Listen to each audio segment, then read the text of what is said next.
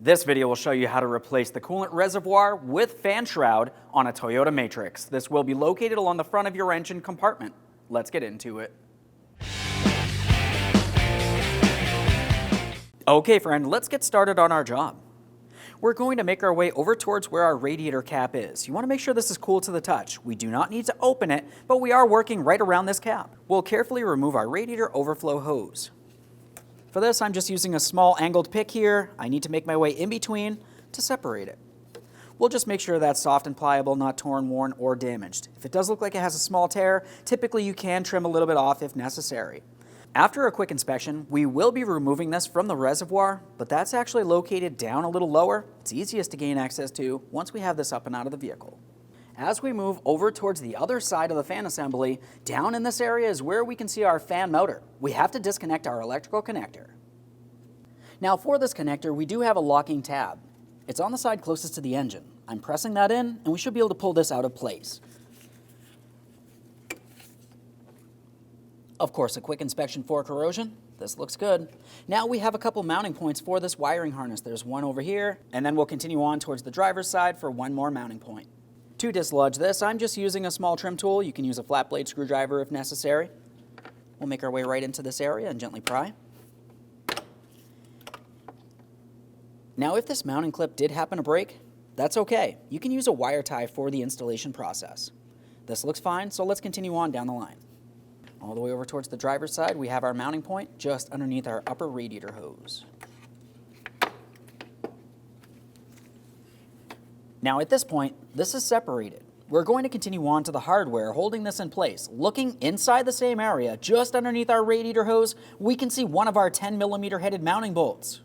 The other one's just on the other side of this fan assembly. Let's remove the pair. I've got my 10mm here.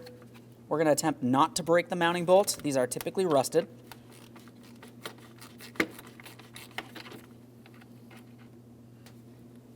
As we make our way over towards the other side, we have our radiator cap. We're going right down along this area, and this is where we can see our next 10mm headed mounting bolt.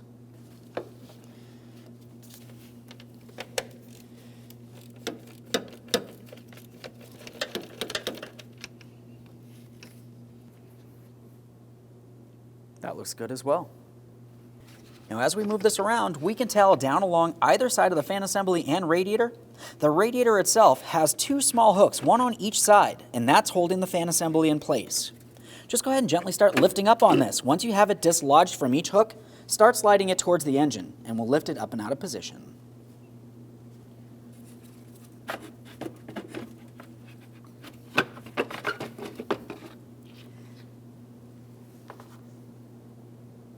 Now that we have that up and out of position, the next thing we need to do is drain our coolant from inside of the reservoir. Now for this, we want to make our way up near the top here. We can remove the cap. Go ahead and dislodge that hose. It should slide out of place along the top. We can set that aside for disposal. Now we'll drain the coolant into a collection receptacle. Make sure we recycle it properly.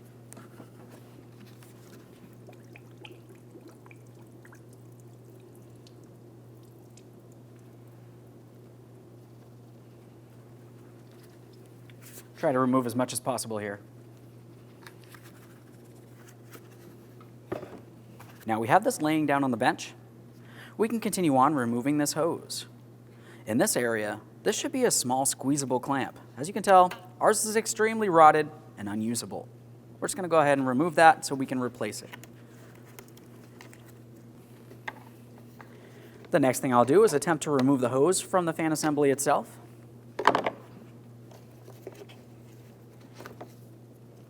We'll just give this a quick inspection, make sure it is reusable. This looks good. We'll set it aside. Now we're paying attention in the center of the assembly. We have to remove the fan motor and the fan blade. For this, let's go ahead and turn it over. Looking along this side, we have our fan blade. Directly in the center, we have an 8mm headed mounting nut.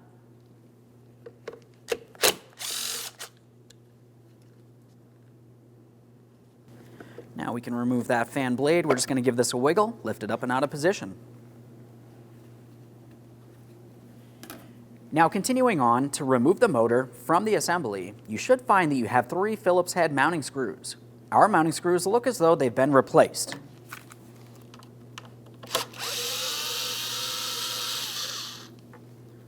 There's one.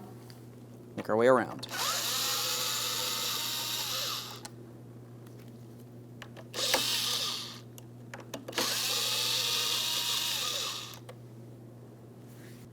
Now we can lift this up and leave the motor behind. There it is, friend. Okay, it's time for installation of the coolant reservoir fan assembly. We'll carefully rest this over our fan motor, aligning our mounting bolt ports. Once you have the mounting bolt ports aligned, continue on with all 3 of your mounting screws. You're going to start all of them in before tightening any of them.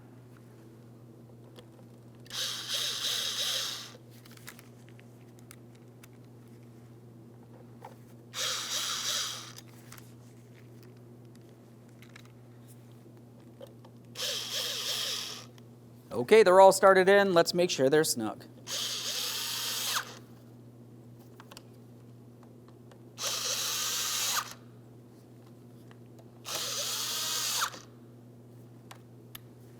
Now let's install our fan blade. Looking directly in the center, you can tell that the port is keyed. It can only align one way. We'll line it up, press it on there as far as possible, and continue on with our 8mm mounting nut. Once you have that nut started on, just go ahead and snug it up.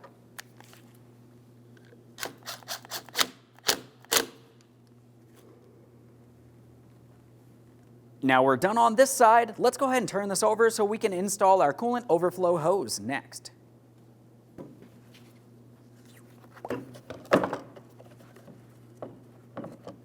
Now as far as this overflow hose, we did have a damaged clamp, so I'm just replacing it with a wire tie. We'll bring this into the proper position, pressing it on as far as possible, and now we'll bring it all the way up along the edge of this fan assembly up to its upper mounting point.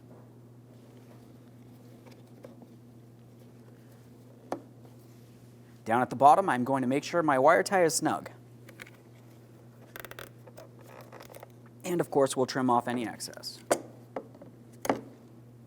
One last quick inspection on this area to confirm everything's mounted properly and we can install this in the vehicle. Now as we bring this down into place, we're going to pay attention at the bottom. We have those hooked areas on the radiator. We'll make sure that we have this aligned as we bring it down, paying attention to both sides. Looking down here, I can tell that I am not properly aligned. The fan assembly can move around. We definitely don't want that. We'll lift up and reattempt.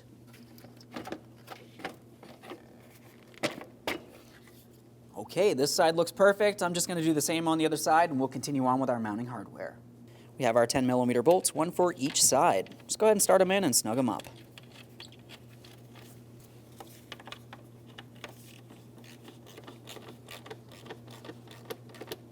Right there is bottomed out. Just take it a tiny bit further there. We'll do the same on the other side, making sure this is properly secured. After that's fully mounted, it's time for the wiring harness. Secure it in along the driver's side area, pressing it in. Once again, if any of these clips are broken, you can replace them with a wire tie. Press that one on there.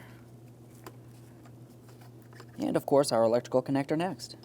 Line that up, press it in. Audible click, a light tug. Over towards where the radiator cap is where our overflow hose will have to slide onto, so we're just taking this and we're sliding it onto the radiator as far as possible. Once you have it on there, attempt to pull it off. It should not slide off. If it does, go ahead and use a wire tie if necessary to hold it in the proper position. Now the next thing you would want to do is make your way to the reservoir cap. You're going to lift that up. Fill this approximately halfway with the manufacturer specified coolant. After that, you want to make sure you close that cap. Double check to make sure it's secured. Okay friend, we finished our installation. Now the next thing you need to do is run the vehicle. We need to make sure the cooling fan turns on as it should. Aside from that, thanks for watching. When only the best will do, demand TRQ. The only company that lets you view before you do. TRQ is committed to offering the highest quality aftermarket auto parts that are engineered for peace of mind. Thanks for using and viewing with TRQ.